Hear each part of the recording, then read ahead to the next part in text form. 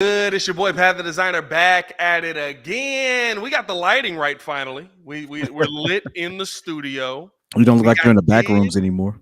Yeah, I mean, you know what I'm saying? Like we don't look like we're living in a dungeon no more. So we got that going for us. That's a good thing. A lot to talk about today, though, man. A lot to talk about today. Bears training camp, first day in pads. So exciting, dog. Like I'm you can't I can't tell you how big of a difference it is to see this team in pads versus seeing this team in basically t-shirts and shorts. It gives you a very different perspective. Tells you about a little bit more on the running game and the defense. We're going to talk about what we saw from the lines as well. Hit that like button, subscribe to the page, man. We do talk Chicago sports daily on this channel. It's the only channel talking Chicago sports, how Chicago talks. So make sure that you get in tune with us, man. Stop playing with your boys out here, man. You Gang, see us gang, in gang. the stew. You got kid well lit over there, looking like a ray of sun with that. Maybe a little too much light. Maybe a little. You look like Simba when what's his name held him up to the light to the Oh sun. Lord. It's the circle of Hey, life. you gonna wait till we get on the live so I can't adjust the light. I hate you for that, by the way. Perfect. Actually, I'm not gonna lie. I'm looking here and I'm looking here. It looks better here. You look better here. You're fine. You're good. You're good. Don't worry about it. But no, man. I mean, we I got a got some questions for you, man. Since you're in the building, obviously, I want to hear. First of all, again, I'm as always proud of you, my boy. We're gonna get that out the way. You're still a punk, but anyway, want to say something else it anyway. be like that. But being in the building, I gotta ask you this: tell us the real difference. I mean, this is some of the things you touch on the Bears podcast. Again, y'all check that out right there. There's probably going to be a link somewhere down there for you all to check that out. Go support that one as well over on ESPN 1000. But tell us the difference between one, obviously, the shorts versus the pads. Now, I mean, clearly it's a different practice at this point. Pause. But also like the level of athleticism that and how it looks versus what you're coming from someone who watched from afar. Now you're there, up close person. You have a different vantage point than most people will ever have who watch us and entertain this. What's the difference? Explain that as best you can. Well, I mean, first off, right, in talking about first day in pads, you can tell what the lines look like. You can kind of tell what some of the groupings are going to look like and what are going to be, and this is the first day. You can't take everything away from it. But listen, Mhm. I run a lot faster without an extra 15 pounds of weight on me than if I had an extra 15 pounds of weight on me, right? And that's kind of what you get to see out there. Now they're not, I mean, it's not like they're out there right fully dressed for a game, but you kind of start to get to see what the blocking scheme looks like. You get to see a lot more from the offensive line. You get more of a semblance of what it is. And I think the biggest thing to take away from when you see them in pads and when you're seeing them in person is that video does not do justice to the speed of some of these guys. When y'all see Tyler Scott on video, when y'all see DJ Moore on video, they're a lot faster. I'm telling y'all this right Yeah. now. Like, and we saw that a little bit today, right? In 11 on 11's first play, Justin Fields drops back, lets it go to DJ Moore. Of course, that's his go-to guy, right? That's the guy he's going to be spending a lot of time throwing the ball to. Hits DJ Moore right in the hands. DJ Moore gone, takes off. And it was the first time probably since the first day I was there where you got to see DJ Moore kind of go, hey, guess what? I'm faster than most of y'all out here. And he just takes off. And, I mean, Justin Fields talked about it, right? There's a level of speed that we never talk about. There's a level of speed that DJ Moore has that he never goes to in practice. And you rarely see him need to go to it in the real game because he's just faster than everybody else. And we got to Mm. see a little bit of that today. I think that's something where it's you remember on the video game where you can get a speed burst? Mm-hmm. Like Yeah, on yeah. Blitz where you can hit the speed burst. Like it looks like that in real life. It's kind of crazy to see, like legit. Like when you just oh, like when you see I can't imagine what it's like to see Tyreek Hill in person. That's really what it comes down to for me. But I thought, I mean, listen, for a first day practice, we got to start to see kind of what the blocking scheme of this team is going to be and what their focus is going to be. There's going to be a lot of deep shots, and we also got to see them really try to get the ball to Chase Claypool and establish who the number two in this offense is going to be. How does your perspective changed on the preparation? Again, coming from us just watching from afar to you now seeing it, how much more appreciation do you have for one, the coaching staff, the trainers, things of that nature, now that you see it a little bit more in action? And ultimately, how do you think that's going to parlay into the season compared to what we've seen or heard years prior? I think that here's the one thing that I'll say when I look at Coach Flus, right, and just this team as a whole, it feels like they're using people the right way. It feels like they're using people the way that they're Mhm, supposed to be used. I haven't seen anybody get used in an experimental way the entire time I've been here. Like they're not, mm, and that's the biggest difference from last year to this year, especially right with the line play. Think about the mhm. offensive lines we had coming in last season. We literally were like Tevin Jenkins is a 2, or he's running with the second team. Now he's running with the first team. Now he's a right guard. Now he's a left guard. Maybe we could try him at center. That didn't work. Let's not do that. Larry Borum's in there. You know what I mean? Like there were so many experiments that the Bears were doing, and now there's not nearly as many experiments. There's not nearly as many. We're trying to see how these guys fit. You got a lot of guys that are coming in the second year of this system, and some guys who are the first year of this system, rookies coming in, and we'll talk about them as well, who are they have their role. DJ Mhm. Moore's your number one. You know that. They're trying to make Chase Claypool the number 2. And today there was a lot of like there were 7-on-7 drills in the end zone where you're trying to force feed him, right? And there were some passes that ended up getting away, but then they trying to take deep shots to Chase Claypool, and you can tell that they're trying to establish this chemistry between him and Justin now because that's going to be something major during the season. And so Mhm. it's something that it feels competent. Like I don't know, I don't know, I know we haven't had that word used much, but it just feels competent. It feels like I don't know if Matt Eberflus is going to be the head coach at the end of the day when the Chicago Bears are winning Super Bowls, and I'm saying when the Chicago Bears are winning Super Bowls. I don't know if Ryan Poles will be the GM by then, but it does feel like it. It does feel like there's stability from the top down. It does feel like there is leadership from the top down. Ryan Poles in the chat, by the way. Ryan Poles, what's going on with you, brother? Good to see you here What's as going on, always, man. Ryan Post? Shout out to Ryan Poles in the chat, man. He's done his job, man. Maybe an edge rusher, but no, it just there isn't any. I'm not confused about what anybody's role is here. Mm. And really, the parts that I'm asking questions on is okay, is this guy going to be the fourth receiver instead of this guy? Is this guy going to be the backup DB, or is he going to be the starting DB? Are we seeing guys here who could take other guys' jobs in the future? It just feels like it's a more stable environment. Talk about that for a second. Talk about that.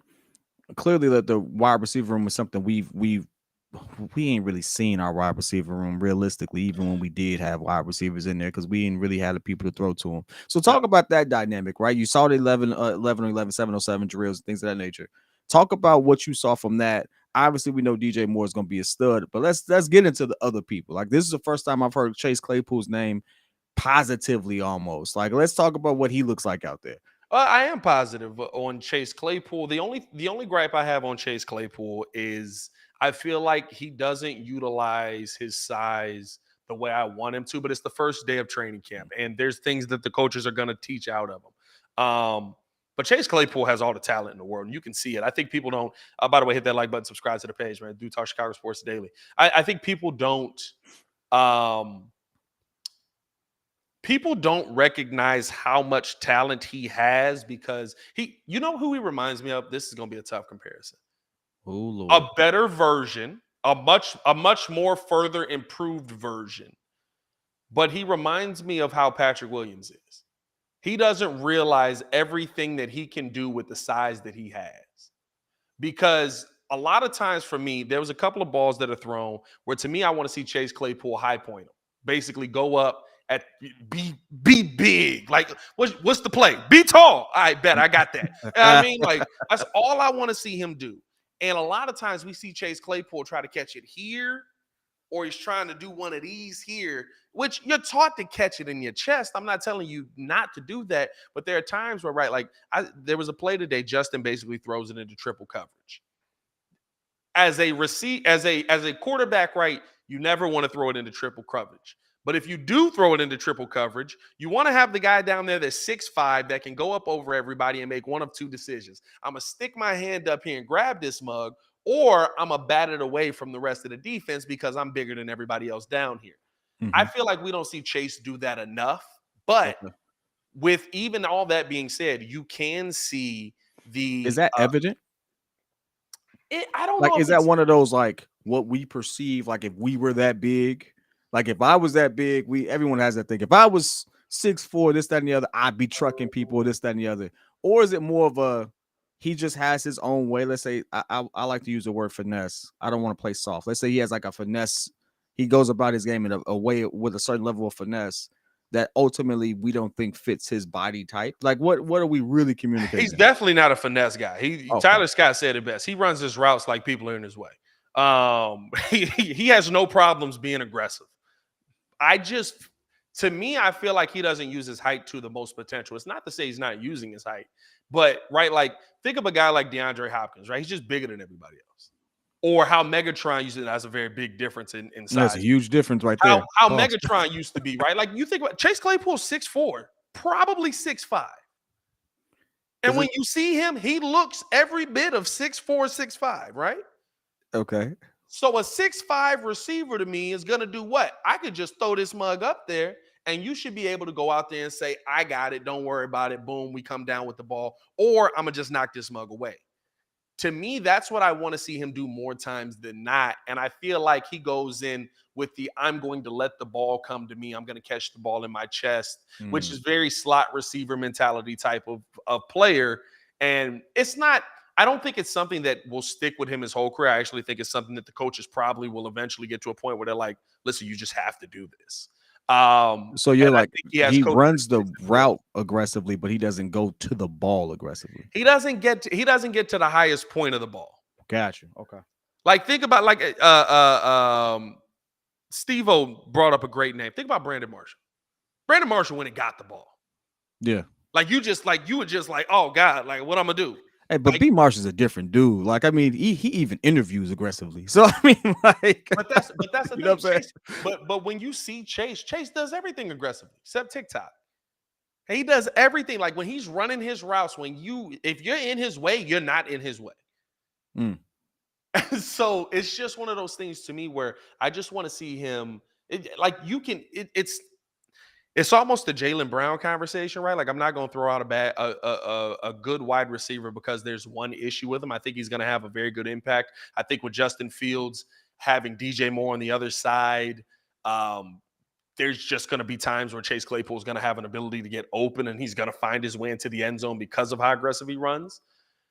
And there's one thing that I don't like about his game, and it's high pointing. But it's not like literally the fix for him high pointing is, hey Chase, put your arms up. Does Yeah, he got springs like that? You know, is he like Nick Young out here? You know, they say Nick Young had one of the craziest verts, but kid, kid, didn't get kid, much on kid, off off of 2 feet. kid. He don't need him. He's 6'5". Most of the DBs that are guarding him are lucky to be 6 foot. That's true. If That's he true. jump a little bit, he's 6'8". If he jump a lot, he's almost at 7 feet. You know what I mean? So like, it's just about using your size, your advantage. It's the only thing Mm. I can take away that I've seen here in training camp that I did see when he was in Pittsburgh. And that I think is probably the biggest gripe that a lot of Pittsburgh Steelers fans had with him outside Mhm. of the TikToks and wanting fun. Which, by the way, he's got to love this environment because he was like, Mike Tomlin, if we could just play some music up in here, literally music going all day at training camp. They be vibing up in that mug. And the Nice. DJ is cold because the first day we was out there when DJ Moore caught a touchdown, he had Go DJ queued up. And as soon as he caught that mug, it was like, Go DJ, that my DJ. I was like, oh, wait a minute. Are we doing this? Right, right. What about the other two slots? So we got Chase on one, we got DJ Moore. Who did you see else? Obviously, you mentioned Tyler Scott. Tyler I Tyler think he Scott came in is when DJ Moore was not playing, right? well, no. So Tyler Scott came in. They were running. I want to say that was in I believe that was 11 on 11, where Tyler Scott came in because DJ Moore went up to catch a ball that Justin threw into triple coverage, and he tried to catch it like this, came down on his head, looked like he got, little cobwebs. I don't think that it's anything to worry about. And he came Mm. right back in the very next play. But it got that opened up the space for Tyler Scott to come in. And the reason that I asked Matt Eberflus that question today was because Tyler Scott, when you see this guy, he talked about it on the Chicago Bears podcast, and we were sitting there asking him about kind of what his game or what is he going to bring outside of speed? Because guess what? There's a lot of fast dudes in the NFL that aren't good. And it's like, hey, Yeah. I'm fast. Go run track. You know what I mean? Like straight line speed don't mean much in the NFL because if you want to run in a straight line, I'm gonna hit you in your mouth. Mm. Tyler Scott he talked about having a torn ankle his last year in college and how coming into being drafted now, right? He wasn't able to show very well against press coverage. And when guys were pressing up because of the ankle, he couldn't get off the line as fast, couldn't make his move as well. So he wasn't able to take off. When I tell you this kid at the line, and this is why I say the speed, he uses his speed like DJ Moore. Now, he doesn't have the same speed as DJ Moore, but he uses his speed like DJ Moore, where it's an accentuation of everything that happens before he actually takes off.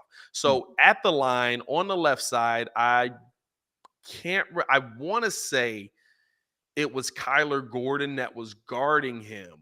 But he makes a hezzy move at the line, takes off down the left side, and little hitch at the end, and he's gone. And Justin Fields, maybe he underthrew the pass a little bit. That's kind of what people are complaining about on it. But Tyler was so far ahead of him, he had time to stop, jump up, grab the ball, run into the end zone, and score a touchdown. And those are the things to me that when you see a young player like that, we're asking who's going to be that other guy, right? Your first three are set. Darnell Mooney, Chase Claypool, DJ Moore. Those three are set, no matter what.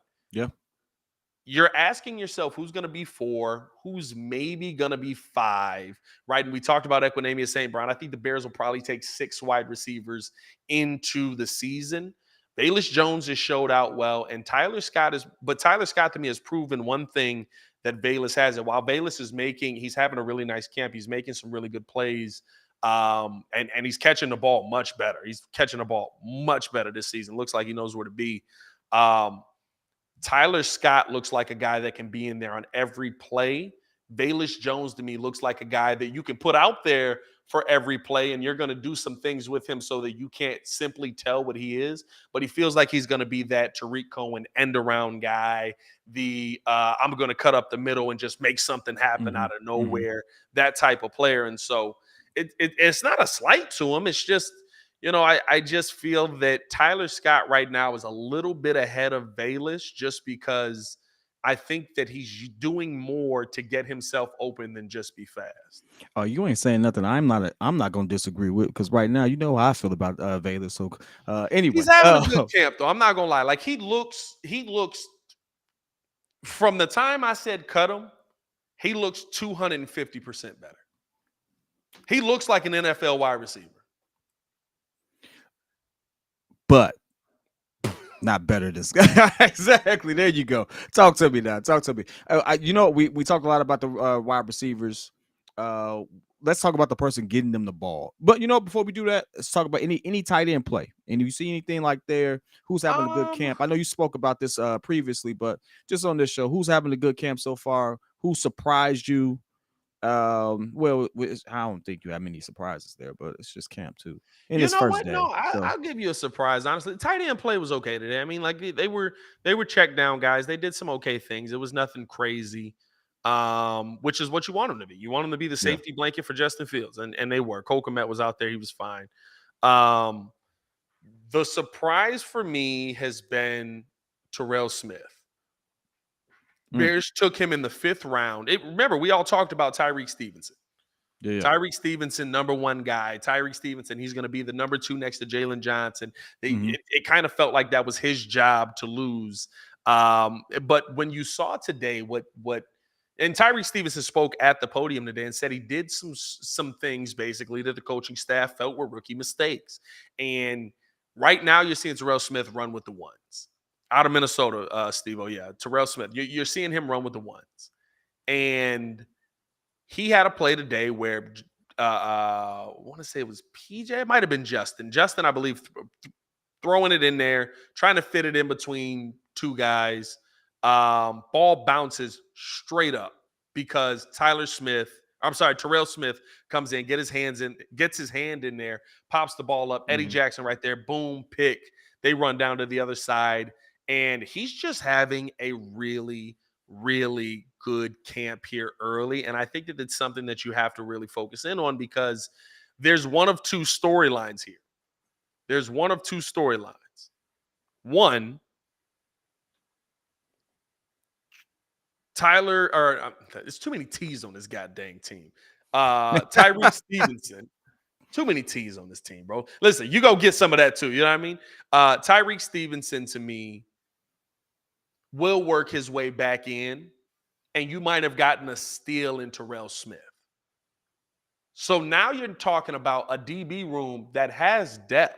You've got Jalen Johnson as your one. You've got Tyreek Stevenson or Terrell Smith as your two. You've got either, and one of them is going to be the three. Of course, you got Kyler Gordon in the slot. I felt coming into camp that we were in a situation here where, hey, listen, this is football. Let's be 100%. Knock on whatever you need to knock on to make yourself feel good about it. But in football, people get hurt. So my biggest question was, hey, if we lose Tyreek Stevenson or Jalen Johnson, we're quickly at Kendall Vildor. I don't want to see that. Nobody wants to see that. The opposing team's receivers want to see that. You know what I mean? And Vildor is cool, right? He's a good camp guy, but I don't want to see him being my starting DB. But it now feels like you have depth at that DB room. You have depth at the DB position. And to me, that makes me feel a little bit more confident coming into the season about the defense as a whole, because now you're not just going out there with a question mark, especially with how much this team is going to be playing in that the nickel, basically. At four, it's a 4-3 defense. We're really playing a 4-2 nickel, right? Like that's really what it is. So you're going to see more DBs on the field. But here's the thing for me, where the biggest question mark that maybe we can start having now, but we'll see where it ends at the end of the season. I feel like you might have 2 starting caliber DBs drafted in this draft. Where does that leave Jalen Johnson, who's in a contract year? Because guess what? As much as we like all the pass breakup numbers, as much as we like Jalen Johnson being a part of this team, you want the turnovers more than anything. I forget the turnovers. Like, if these 2 are starting caliber guys, they cheap. Yeah. The Bears want cheap. NFL teams want cheap. That's a crazy statement right there. Baki said, heck no, Pat Vildor is a Sam Mustipher of defense.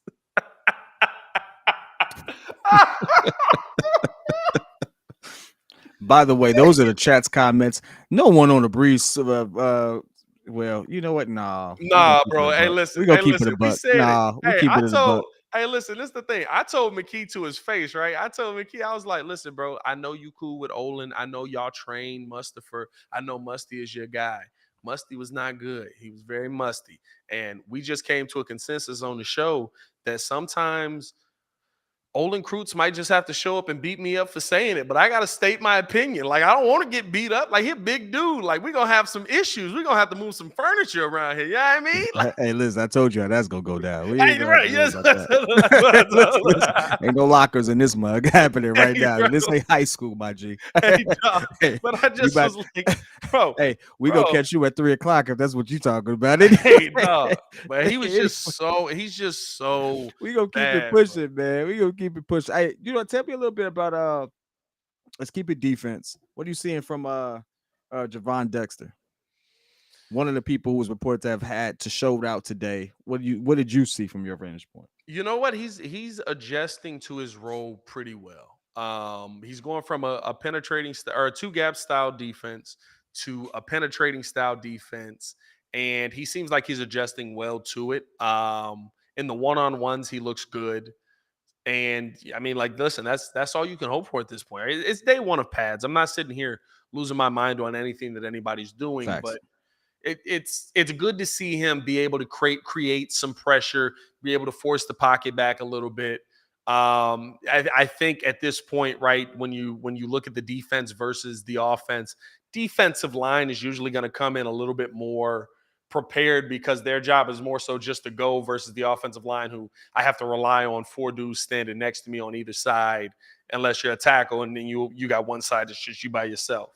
Um, but I thought Javon Dexter looked good. I thought Zach Pickens and Javon Dexter together.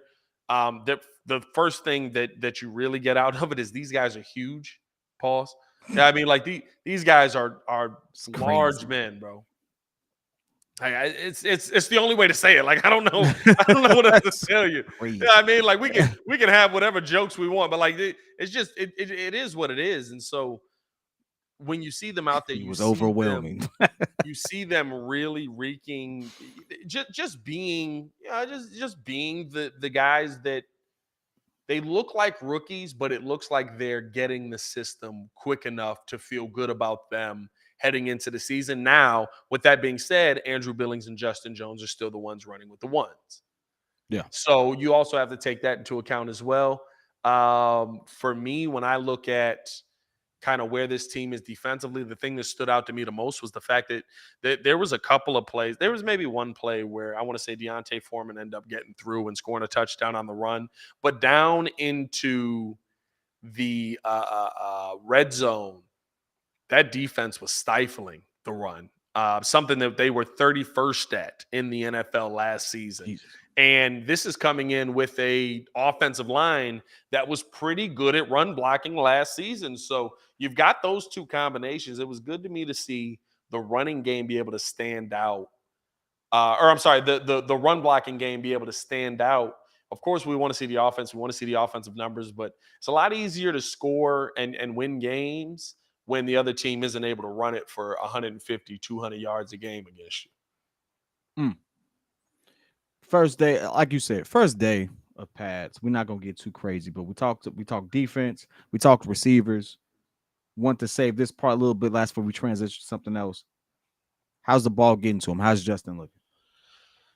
He looked. I mean, there's a couple of plays for sure that you probably could look at and say, maybe you might need to fix that, or you might need to do that one a little bit different, or maybe throw that a little bit cleaner. But he's also not throwing the ball away. I think he's taking his lumps in practice now, almost to speak, because there's times where yes, he's holding up the ball. Yes, he's holding on to the ball. And he's just running around and trying to make something happen. Where I think in the game, even though there are times where I'd like to see him dirt it, I think in the game he probably would, or he would take off and run. And Tevin Jenkins, we talked with him today, and he basically said that the coaching staff for him is telling them to, hey, Justin can always run. He can always make a play into something into nothing. So make sure that you're blocking for him always, because you never know what it's going to turn into. And I mean, I think that's kind of what you're seeing, right? We saw him in 7-on-7s get to the outside. There's a couple of throws that I saw today that I was like, I wouldn't have thrown that. But I also am not an NFL quarterback, or maybe he shouldn't have thrown that. Maybe that's the right way to say it. I wouldn't have thrown it, right? Like, I've been in the league. Let's say, yeah, you I been wouldn't have throwing. thrown it. It was like, hey, what Chris Rock said. Never mind. We can't say that on the show. I thought about Can't say that. Hold on now. Hold on now. I thought about that for a second. I had to think about that. But no, man, there were a couple of throws that I thought that he made that, they would have put the team in a bad situation in a real game. Lift your mic up a little bit. You sound a little low. My bad. That they would have put the team in a bad situation in a real game, but they were in 7-on-7 drills, or they were in 1-on-1. I didn't see a ton of throws in the 11-on-11s that I was like, my God, what are the Bears doing here?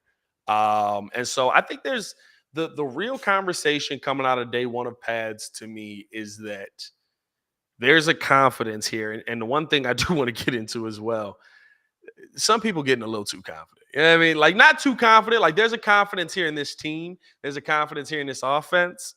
But we did get, in theory, the kibosh of death thrown our way. Now, kid, I don't know how much sports talk radio you listened to growing up. But Michael Greenberg was very, very, very, he had a reputation for any team that he picked or anything that he wanted to be successful. The opposite happened. We heard Mike Greenberg today on Get Up say that he believes that Justin Fields, by the way, started it with mark my words, Oh no.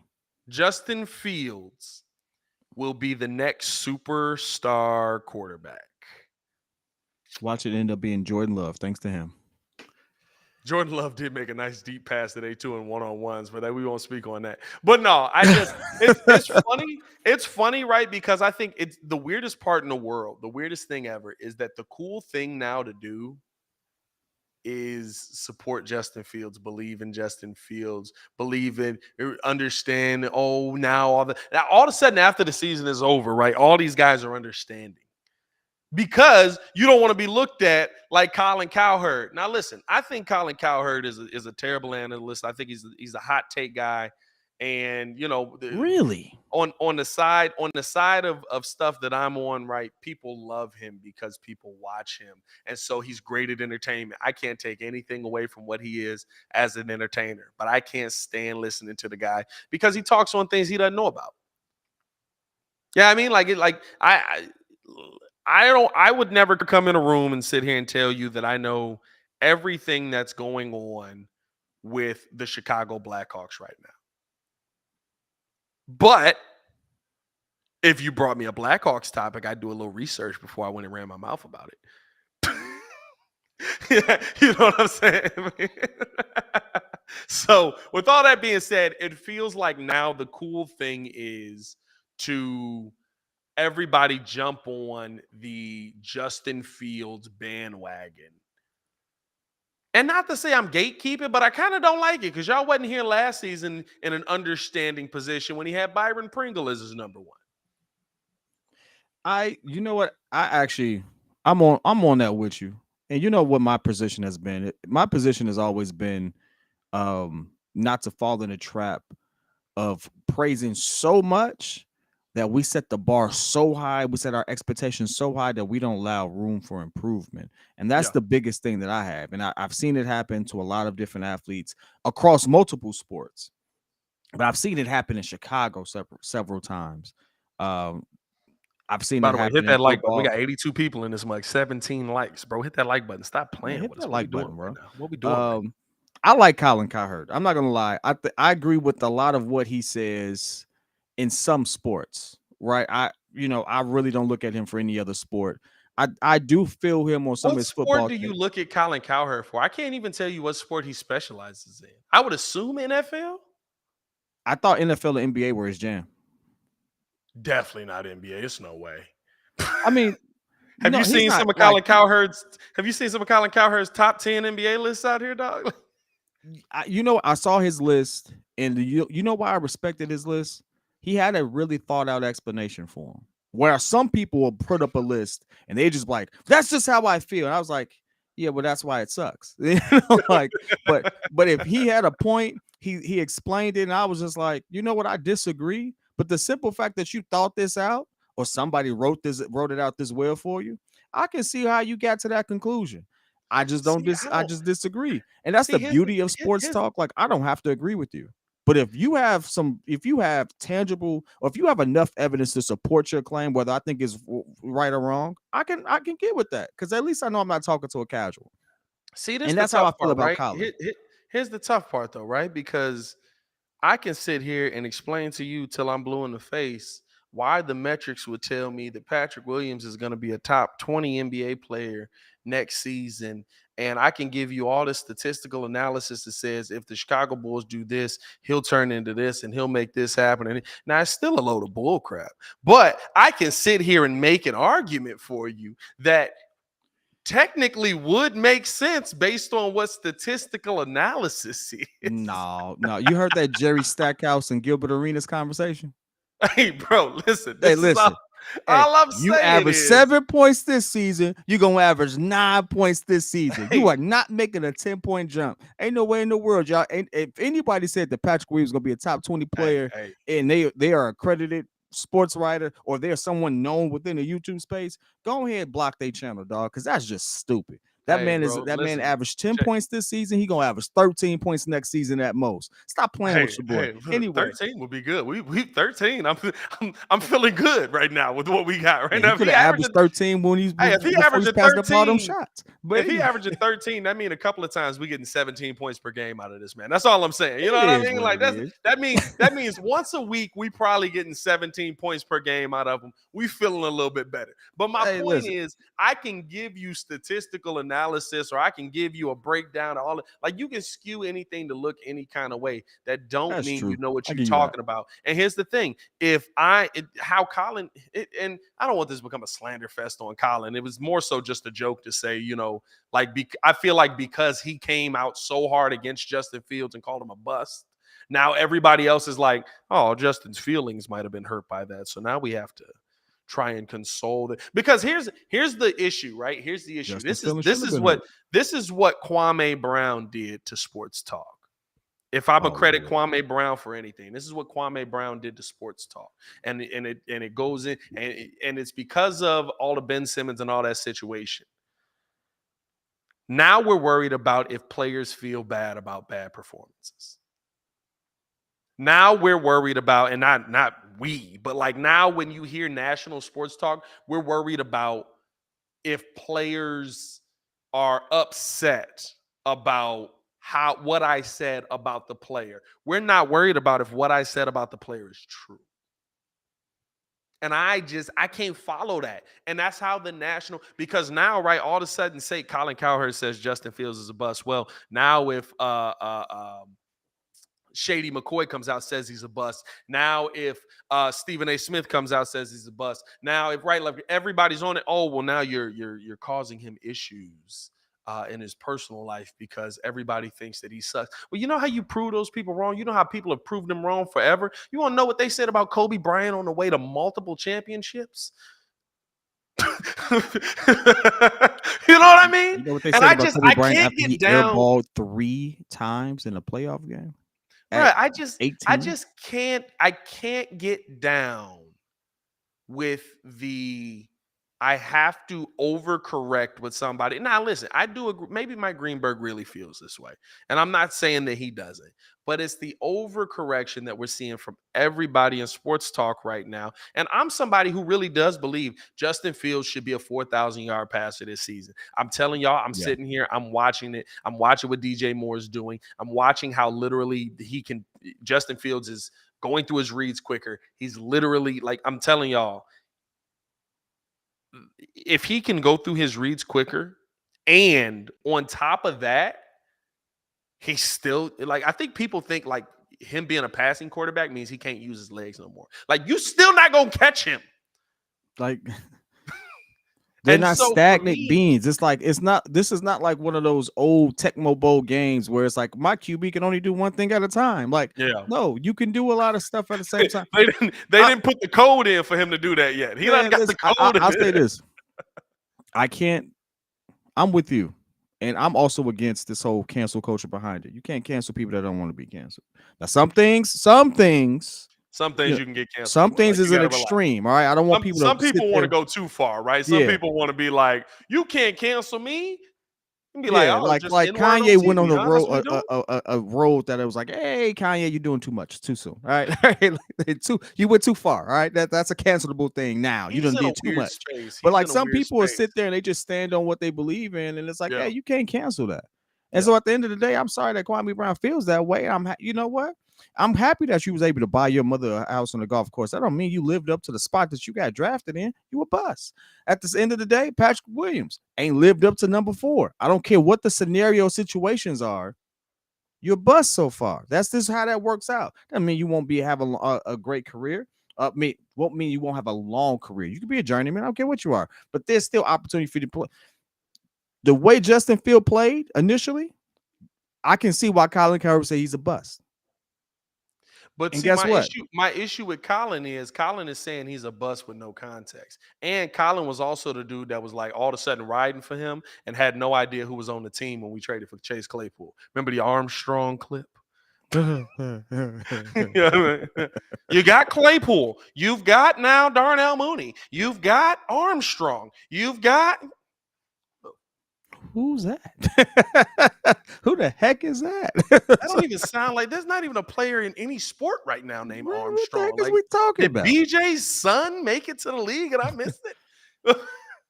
But you know what? It's just one of those things where the commentary at the time fit. However, you still have a space and opportunity to change the narrative on your career. It's just 100%. what happened this particular season does not mean that it has to translate to the next season. It doesn't mean that that has to be the narrative for his entire career. And you people got to realize that that happens on both ends of the spectrum. It don't just happen to rookies who are in bad situations. Look at Wilson. I always want to say Westbrook. Look at Russell Wilson. Russell Wilson has Hey, been a stud most of his career. He gets one really bad season. Everybody's like, he ain't got it no more. hey, bro, not even that, but all of a sudden it was just random slander. It was just like he's a score. Now listen, I do feel like he lame, but I need y'all to understand something. Him being lame don't stop him from playing Oh, football. most of the lame dudes do end up with the bad chicks. Like Russell Wilson is just the famous version of it. Like all them nerds in high school and college that y'all saw, that Most you of was them got like, the bad man, and like got that the mug good. is he the nerdiest dude I've ever seen. That man is a doggone CFO at Microsoft with a baddie on his arm right now. And you trying to figure out how to flip these burgers at McDonald's. They don't even flip burgers no more. I seen the McDonald's ad. They bring a little down on top of it. I don't like it. I don't know how I got there. Don't worry about it. Hey, let's pay some bills real quick, man. We gotta pay some bills on the Daily Show real quick. And then we're gonna get back into a little bit more sports talk before we get up out of here, man. Appreciate you guys for tuning in and showing love. Hit that like button, subscribe to the page, man. We do talk Chicago sports daily on this channel. Only channel talking Chicago sports, how Chicago talk. So make sure you get in tune with us, man. Man, listen, we gotta tell you guys about Goat Coats. Goat Coats still rocking with the Windy City Breeze out here. If you're looking for high quality merch to wear, Bears, Bulls, Cubs, White Sox. I mean, the list literally goes on. I'm gonna give you the Chicago ones, but you can get it for any team. I saw Stephen Curry one that's fire. I saw a Kobe Bryant one that's immaculate with a Yeah, I thought that was championship cool. jersey. Absolutely fire. Goat Coats has you covered. They provide a stylish look that keeps things simple for going out to eat before or after going to a game, but captures the fandom of Chicago sports fans inside their premium bomber jackets. And here's the best part: for a limited time, use the promo code Windy City to receive 5% off your purchase of a single item, or, and you're going to want to double up on items here, ladies and gentlemen, Windy City 2 to save 15% on any order of 2 items or more. Don't wait. Visit GoCoats.com today and discover why we here at The Breeze believe this Chicago merch for Chicago fans. Let's get back into the show. Boom. Let's get back into the show. Back into it. Talking about this, you know, one thing we haven't talked about at all, and probably because we didn't see a whole lot of it. We saw some of it. Run game, and this is actually important to talk about because obviously you see the stuff that's happening with Jonathan Taylor. You see some stuff happening with the RB market. You know, people are throwing some fillers out there saying should the I want to say bull so bad. The Bears should the Bears be sitting there taking some flyers on some of these people, especially since ain't nobody really getting paid. What do you think about that? What did you see? Obviously, I know a lot of this is speculation. I don't want to, tie you to any We don't particular need to thought go process after on it. we don't need to go after any running backs. Pass rush is where we need to be focusing our minds right now. There's no room on this team for any running backs. There just isn't. You know what I mean? And yeah, there's no room to be paying running backs. like I'm sorry. Again, things can be Right. true. That doesn't mean that things don't have to be. Think that how's the right way to say this? There's two things that can happen. Things can be true and unfair. Is it unfair that the running backs aren't getting paid right now? Sure. If they feel That's that true. way, sure. Are they being overused? 100%. I agree with all of that. Is it true that their position struggles after the age of 28? That's true. Is it true that the value of a running back drops tremendously after 28 because their yards per run drops? That's true. That's true. Is it true that more times than not, when you give that big contract to a running back, it doesn't result in not only just championships, but playoff wins? That's true. And so for me with the Bears, there's nothing to look at there. There's absolutely nothing to look at there. I'm not worried about the running back market in the slightest. I'm very okay with where the Bears are right now with Khalil Herbert and Deontay Foreman. Yeah, they Right. struggled a little bit today versus the run defense, but I think that's more a notch in the hat of the run defense being well, and it's also the first day in pads where the offensive line is trying to trying to figure out where they're going. I also think that when you look at the offensive line today, we didn't talk about this. No Nate Davis today. Flus didn't give an update on it, but no Nate Davis. Okay. He didn't play. He didn't come out starting at right guard. So you had Lucas Patrick back in there, and he looked invigorated. He looked like he was happy to just be playing football again. That's a new guy that's working his way in with the starting unit. Not to say that they haven't had him in there before, but I talked with Courtney Cronin today on the Chicago Bears podcast, and she literally, she said this was Lucas Patrick's team. This was his offensive line last year until he got hurt. And then it couldn't be his offensive line. Like, it literally was last season. They were to the point where Lucas Patrick was higher on the depth chart than Cody Whitehair. And Cody Whitehair's been here for now 8 years. Like, that's where we finished camp at. And when he came back, we thought that was going to happen. But, of course, he never was able to be healthy enough. So it was good to see him out there. He was having fun. He seems 100% healthy. He was, like, throwing people over his shoulder. He was, like, not, like, playfully. Like, he was picking up the running backs, picking up receivers when they scored. Like, it was just having a good time out there. And, I mean, listen, it's what you want to see. We heard Tevin Jenkins talk today about what his favorite time of day here is at training camp, and he said it's when I'm in the room with my offensive line. We have a good time in there. We get our work done, but we have fun. And the one thing that I've learned from doing the Chicago Bears podcast and now coming over here to do, be in the building for training camp and different things like that, is the most important thing that you can see out of a team is the camaraderie and the brotherhood. And this team, of course, early on, right? No games are being played, everybody, but it feels like they have that culture here. When I talk to Lance about what Peanut did or what Brian did or stuff like that, it's like I'm talking about, hey man, what's your little brother doing, or what is your big brother doing over there? When I talk to J-Mac about Tommy Harris or any of those guys, right? Like it's a family, it's a vibe. Like they, and that's why, right? Like I think of even when Tyreek Hill left Kansas City. And he said, Tua is the best quarterback I've ever played with, blah, blah, blah. He said most accurate. He didn't say best. Most accurate. He said most accurate quarterback I've ever played with. You saw Pat. Like, man, whatever, dog. Like, and probably texted him right after practice. Like, shut your goof up. Man, what are you talking about right now? He probably in the back like, what am I supposed to say? Like, what am I supposed to say? They gave me the money. I got to say something. Like, yeah. And so for me, I'm excited about where this Bears team is, not just because of the talent that I think this team does have, but because of the vibes that are in there. Like, these guys are having a good time. These guys, and you want to know what makes it a good time? Completing passes. And I know training camp doesn't mean much to most people, but when training camp means a lot? When I throw a corner pass and it goes 5 yards over the receiver's head. Then we sitting here having a very different conversation. You want to be Trey Lance in San Francisco right now? Y'all saw that? I didn't see it. What happened? Basically, he did a drill where he ran back and forth through the football and it sailed 5 yards over the guy's head. Consistently? I want to say he did it 2 times in a row. They just had it recorded. You can't keep your phone out for like a hole you did. Like, they got like quarters, at least at Bears camp. I don't know how San Francisco camp is. But you just, right, like when you see things like that, you sit there and panic. Think about when Mitch was here. When Mitch was here, we spent all training camp panicking. We finished every training camp day like, Mitch, I mean, he had a better day today. He was hitting guys in near the hands. Allen Robinson made a tough catch. And we haven't had one day like that. There's one thing I know we didn't talk about. I don't know if you have much, and I know we're coming to the end of this one. And thank you, Baki, for saying check Twitter.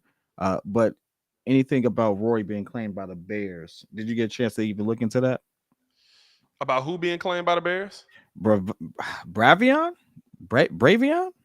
It's two V's in that joint, so it's throwing me off. Like, Hey, it's it's some tough names out here, bro. I'm not I gonna want to say lie to you. Bravion, but it's like that should be just one V. When did Baki tweet it? I don't It's even 3 hours see ago. mentions from 3 hours ago. I haven't checked into it, so I'm not gonna speak on what I haven't checked into yet. Defensive tackle Bravion Roy claimed by the Bears. Per sources, played 45 games with 15 starts for Carolina. Now gives the Bears an interior presence. The Bears had an interior presence to me. I guess cool. I know it's good. It's nice depth. It's depth. That's all the move is really. I'm actually kind of like really, really upset that I don't know how to pronounce this man's name.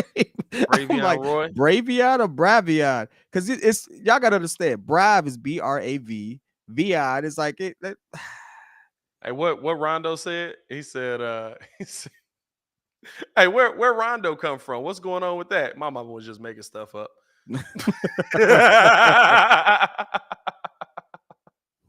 I just, yeah, I think that I mean it's depth. He's a camp body. He's a 26-year-old who's waived. You know what I mean? Like that tells you what you need to know. Maybe he stands out. Maybe he does more. But Who the heck was he throwing to? oh, you saw that Trey Lance play? Yeah, Baki tagged me in the Oh, G. maybe What that's is what Baki was that? talking about. That Maybe that. man's trash. Yeah. Hey, listen. That man's Well, oh man, yo. they're definitely he's definitely the backup. Brock Purdy's gonna be a starter there. Oh yeah, Brock Purdy's already. Hey, listen. Brock earned it. I don't care what nobody says. Brock earned it. It's kind of weird how he hey, came into hey, that listen, hey situation. kid, there wasn't a lot of options. It ain't like he took the job from somebody. Like he was the only one healthy. He was the only one healthy, but he came in and they didn't lose a game. They didn't lose a game. Like, how do you sit there and say, "Hey, dog, thanks for not stinking it up. Sit on the bench after you're the reason we there." Like, Hey, nah, bro, you went gotta into let the that go. playoffs with him too. Went into the playoffs. Baki said, Pat, they said Trey is third string. It don't surprise me right now. Trey's still coming back from injury, ain't he? Like he's still working his way back in. Like I wouldn't say that he's ready to go, clearly. I But mean, he had a broken foot. I mean, it's not like they shouldn't. Like, it's not like he I mean, should be starting. he's playing. It's just I don't know, man. Like Trey to me, I think Trey will go to another team and still be mildly successful. I do think that no matter what, you'll regret not drafting Justin Fields there. Does it matter? I mean, you can't. This hindsight is always 2020. But the way it happened, do you think that GM gets fired Trey, eventually?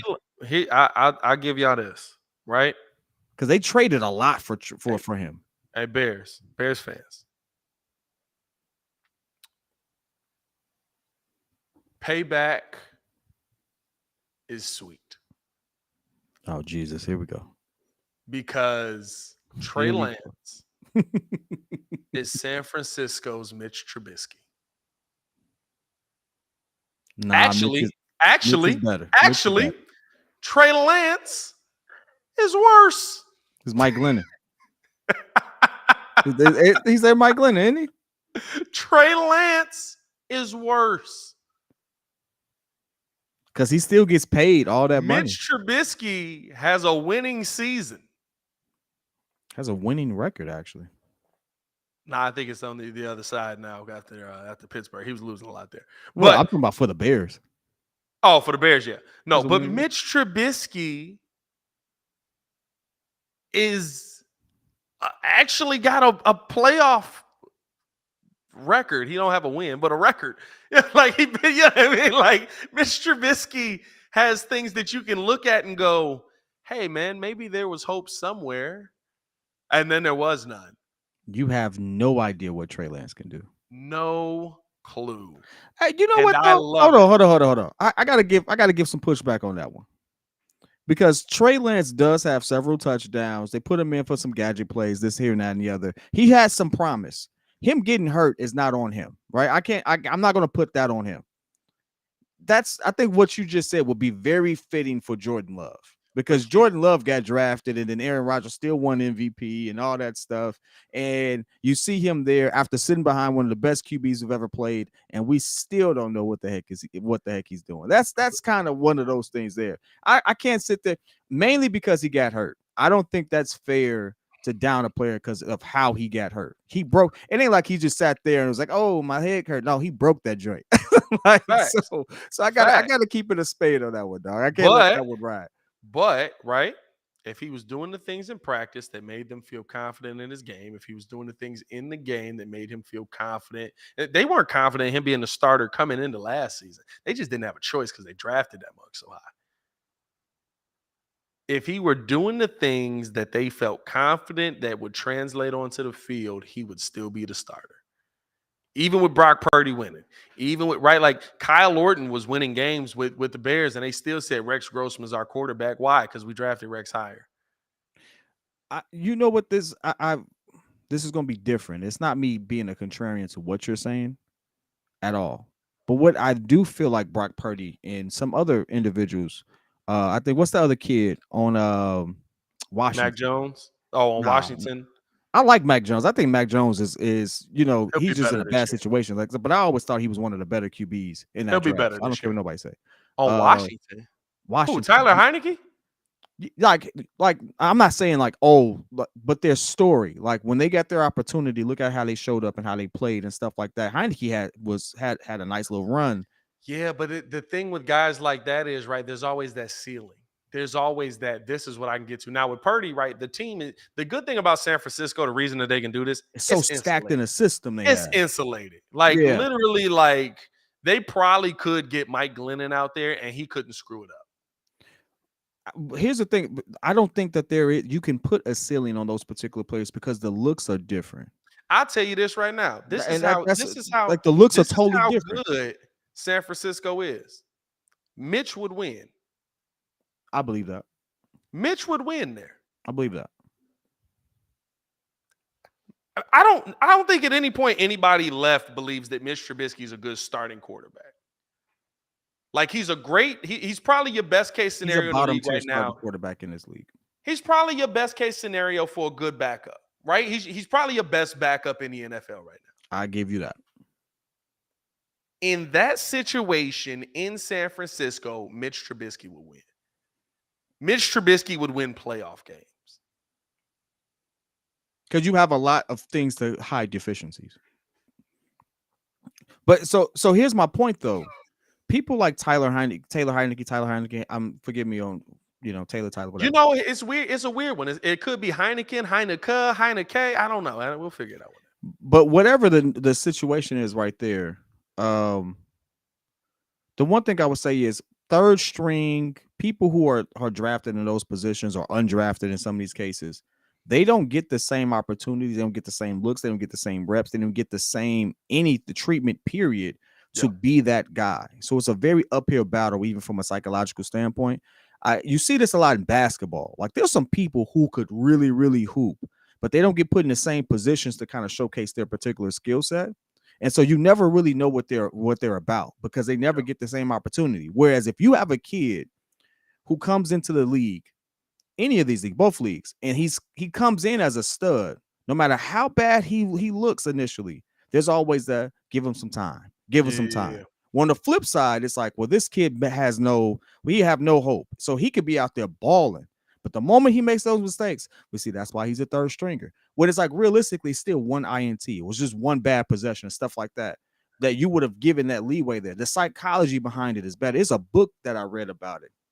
And so I say all that to say, I thought last season was one of those seasons where you could kind of see that if football teams actually just drafted well, obviously, and they put the right pieces in place, there's a lot more talent from the QB position than just this top 10 conversation that could be. I think we're coming into an era where we're gonna have to start expanding how we grade QBs because you can't even have a top 10 conversation anymore without struggling. You're almost at like top 15 now. Your guys who are okay QBs are top 10 QBs sometimes, right? Like your top 2, maybe 3 are leaps and bounds better than everybody else. And then it's kind of like the okay crew. It's the, all right, there's some nice guys in there. You fit some guys in. Yeah, I mean, Justin Fields, the Athletic just did their QB tier list, and Justin Fields comes in at 22. He's on there with a lot of guys who you probably would say are better quarterbacks than that, right? Mac Jones is in the third tier with Justin Fields. Who else was in there? Two, I which I think, was don't in the understand, by the way. well, I Mac don't. Jones. Mac looked bad last year, but it's because of what was around him. But again, context, right? Context matters. We can't sit here and praise Colin in one side and kill the Athletic on the other. But That's true. I I give you I that. think I'm trying to find this article and we can finish out on this because we've been going for about an hour on this mug, man. It's Good about an hour. Hey, podcast. look, we Appreciate y'all. gave we told him we Appreciate was gonna y'all give for him tuning that. in. If y'all ain't hit that like button yet, hit that like button, subscribe to the page. Here it is. So basically, here's your tiers, right? So tier one, Pat Mahomes, Joe Burrow, Josh Allen, Aaron Rodgers. They got Justin Herbert tier one. I'm not there yet. I'm sorry. Like I like Justin Herbert. I think that he is a really, really good quarterback. I need my quarterbacks to be good in the clutch. I'm He gonna be ain't. honest with you. Just Josh Allen and Justin Herbert are the same QB. Josh Allen got a lot more fumbles and interceptions. Actually, when you look at Josh Allen numbers, it's crazy. But Josh Allen be winning. So Josh like Allen, both yeah, but he's both also of in a them be winning. system. Hey, To he has the me, best to defense me, in the league as well. Like, let's be real. to me, Jalen Hurts should be tier one, but they got him leading tier two. Guy that went to the Super Bowl last year, right? Crazy. He's tier 2 for sure. Got him leading tier two. Relax there. Lamar Jackson right behind him. But Trevor Lawrence, Dak Prescott, Matt Stafford, who I didn't even know he was still alive, basically. Like we haven't heard anything about him. wow, Pat, really? Deshaun Watson and Kirk Cousins. That's your tier two right now. Deshaun Watson probably moves back into tier one by the end of the season, by the way. There's no way And in the then world Kirk tier Cousins is three, the bottom of tier 2, bro. Stop playing with me. these are the people who they have grouped with Justin Fields, Kyler Murray, Derek Carr, Jared Goff, Russell Wilson, Tua Tagovailoa, Jimmy Garoppolo, Daniel Jones, Geno Smith, Justin Fields, Ryan Tannehill, Mac Jones. Every one of those guys I outside, disagree with that list. maybe I even throw Tannehill in there, even though he might be a little bit over the hill, is an okay quarterback. Okay to above average.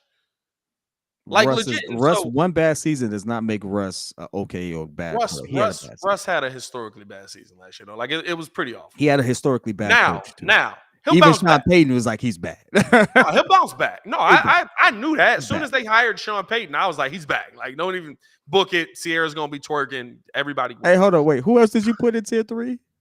Like Justin being there because of the 2 years he's had, I can see why. Jalen Like the Hurts. difference between Russ and Justin is Russ has a resume. Justin really hasn't developed that yet. So I'm that's sorry. why I can say Justin being in tier 3 by default. I can see that, right? Yeah. But Tua, I'm not a Tua fan, so I have I no told stock you, in. flip I it. have no I horse told in you to that flip it. It looked better. Flip it. I swear. race. Do it. What's the I'm other telling guy? you. I'm telling you to do it. Go watch his highlights, but flip them. Like put the mirror you dig on. I'm telling you, it looks crazy. Gino. Yeah, I'm gonna do that too. I'm free. I'm gonna do Gino. I can understand. Geno, Mac Jones. But here's the thing, right? Here's the thing. None of the to your point, this is the point I'm making. None of these quarterbacks are bad. They're just not great. They're not the best of the best. And you know what changes that? One season of them being great. One player. Like literally with Justin Fields, when they put him on here, they say he's tier 3 because of the season that he had. But, and this is GMs and scouts that are evaluating this. But don't be surprised if he's at the top of tier 2 next year. Like, that's a long jump. Justin Fields is 23. That means the top of tier 2 means you think that he's going to be a top 10 quarterback in the NFL next year, which is also another thing that irritates me. That I didn't people even hear do. Dak Prescott's name. Dak is tier 2. I had him in there. I didn't hear Dak was above Matthew Stafford, so he's tier 2. They got him top 10 quarterback in the NFL, which is probably right. They have Dak as a top 10 quarterback. Dak's a top 10 quarterback. Hey, I look back at those INTs. He had a lot of bad He be receivers. throwing them Johns, bro. Hey, he be. Nobody talks about it because it's America's team, but he be Jameis Winston in some of them joints, bro. Like some of them was bad, but he had it was like 5 or 6 of them where the receiver had the ball and the ball just it's in the air again. It's like, what just happened here? Yeah. Like But he got a here's nice little case to say that, hey, I'm more accurate than this stat trying to shows. He's the no, one for QB I can say he has a very, very good fighting chance on that. I For got to give sure, him but that. I think the main thing is right when you look at lists like that. Like I named you the top 20 quarterbacks in the NFL. Most of them you feel like are pretty okay quarterbacks. So to your point, while it's like I say with Justin Fields, why I expect him to go out and be able to get me 80 yards, or I'm sorry, 80 yards, 4,000 yards, because that list of the top 20, most of those guys have 4,000 yard seasons. No matter what you think about them, no matter how you feel about them, I mean, Mahomes has a 5,000. Burrow, I believe, has a 5,000. Allen has a 5,000. Rodgers has a 5,000. Herbert has Ooh. A-Rod, I think, has a 5,000. But either way, 4,000 plus, right? Herbert has 4,000 plus. Hertz is just under 4,000. Lamar under 4,000. Trevor Allen Lawrence has has a never had a 4,000 yard 5,000, season. but he's the highest he's had is 4,500. Okay, so right there, right? But like 78 touchdowns and like 6 picks or something like that. Like that's hey, how it be. hey, still a freakishly good Yeah, quarterback. yeah. You know, it don't matter. Dak Prescott, Matt Stafford, Deshaun Watson, Kirk Cousins, Kyler, Derek Carr, Jared Goff, Russell Wilson, Tua, Jimmy. Like all of these guys, and Daniel Jones. They got Daniel Jones above Justin Fields. That's crazy to me. But all of these guys have a 4,000 yard season for the most part. And that's why I have these expectations of Justin Fields. That's why I come into this season saying Justin Fields should be able to do this, should be able to make these plays, should be able to do more, because it's just the norm. I'm not asking him to do something crazy. If he gets a 5,000 yard season, my God, we're going to the Super Bowl, crown him, and we'll all be excited. I'll see y'all there. We running in the streets. I'm not taking my clothes off. Seems to be a theme when you go to the Super Bowl unexpected. I feel like every city's done that. Yeah, you could have saved that one, dog. I'm just what? You got to The do one it. thing I will say is I like to see the progression. Josh Allen is the best thing that best comp for this. He went from 3,000 yards to 4,500 yards, 1,500 yard gap. Um, Huge improvement, right? Yeah. While Yeah. only throwing one extra INT, so he went from 9 to 10, but he threw 17 extra TDs. Now we know why. Receiver, all right, very good comparison. Receiver, offensive line, all that. Yeah, Yeah, they like built very it up. good comparison. So I'm with you. I am going to say that 3,500 is where I need him to be at. I'm happy if he gets to 3,200 because of how I think we still play a little we may still play a little conservative. Well, he'll be running too, right? It might be 30, it might be 4,000 total yards, right? Like Lamar Jackson won his MVP off of 3,200 passing yards and 1,000 yards rushing. When did he throw 3,200 yards?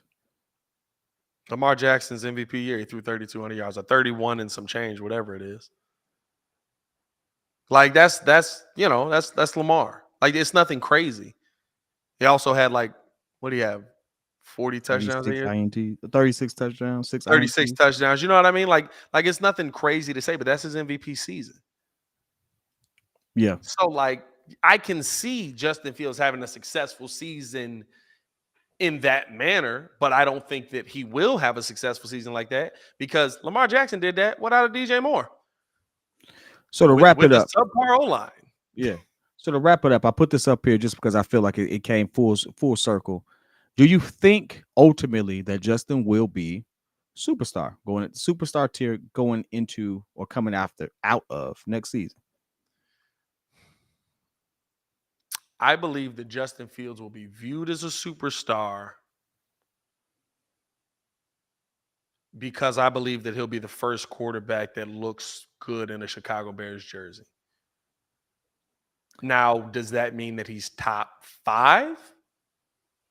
I don't know if I'm there yet. I would love to see him be there. But I think that Justin Fields will be like, you have to understand if the Chicago Bears if Justin Fields is the quarterback that the Chicago Bears finally get, one, he speaks to every demographic. Yeah. He speaks to pretty much what the face of the city is. Yeah. He would vault to, I mean, he not even vault, he probably already is the most famous athlete in this city. No. But Yeah, I'm with he's you. probably the most famous athlete in this city, dog. No. But I'm with you though. I'm with Who else? I mean, Zach LaVine still pulls a lot of punch. Zach LaVine don't really Zach be LaVine still got a because lot of clout in the city, dog. Zach don't be out and about though. Like Justin just pop up on the south side and you just be like, hey dog, what you doing here? Like, you get out of here, bro. Like they shoot over here. You know what I mean? Like I'll say this. He starts winning some games, it's his city hands down. No matter what the Bulls do, the Bulls can win the championship. If Justin Fields gets to a playoff or makes a decent playoff run, Chicago is his city. No matter what happens on the Bulls side. I ain't gonna lie to you. That's a good question. We're gonna put that up as a poll as well. That's a good question right there. But I ain't gonna lie to you though. Nah, if the Bulls win a championship and Justin is just winning games, nah, it's gonna be. If the Bulls win a championship and Justin is winning playoff games. Oh, if Justin is winning playoff games, he's winning playoff games. It's his city. It's probably his city. That's the only thing. Justin just has to win games. He don't have to be the best of the best. He don't have to be top 5. All Justin has to do is have a slightly above 500 record and not look like Dak Prescott. And guess what? Guess what, baby? Black Kirk Cousins. Hey, or Kirk. Hey, no, listen. He throws some Kirk Cousins numbers up there. It's still his city. Yeah, he throws some Kirk Cousins numbers up there. It's his city. It's his city. Okay, yeah, y'all can hate Kurt all you want to. Them passing yards let you know that boy don't be playing. He put some Kirk Cousins numbers up there. It's Justin City. Everybody's gonna have a jersey. Everyone's gonna have a number 1 jersey, and we're not gonna be. I ain't gonna lie to you. I don't even buy current players' jerseys because I just believe that they all let you down. I would buy a Justin Fields jersey if he did that. Like it'd be the funny thing is, you're gonna have, if he starts to win games, you're gonna have that conversation. Who's the most important number 1 to the city? He wins a championship? Nah, I don't think you having that conversation because Derrick Rose. I mean, he got the MVP and an ECF loss. Like if Justin Fields becomes a franchise quarterback, that's all they got to do. Become a franchise. That's all they got to do. It's not hard to do in Chicago. It's never been done. It's never been done before. That's all they got to do. Hey, that's why it's not hard to do, because no one's ever stuck around. Hey, that's facts, bro. It's so funny because Joel, super producer Joel Hope, is working on a new list, right? And it is about top 10s in the Chicago. In the sport of football. I ain't gonna spoil it for him. But he literally goes, if Justin Fields is just good, he's dang near at the top of the list. Like it's just him. Like that's how it is. The best QB to have ever walked in this building. He might already be, but we'll see, man. But hey, we appreciate you guys for tuning in and man. We gotta go. Love. We appreciate y'all for rocking with us. As always, man, we'll be back tomorrow at 6 p.m.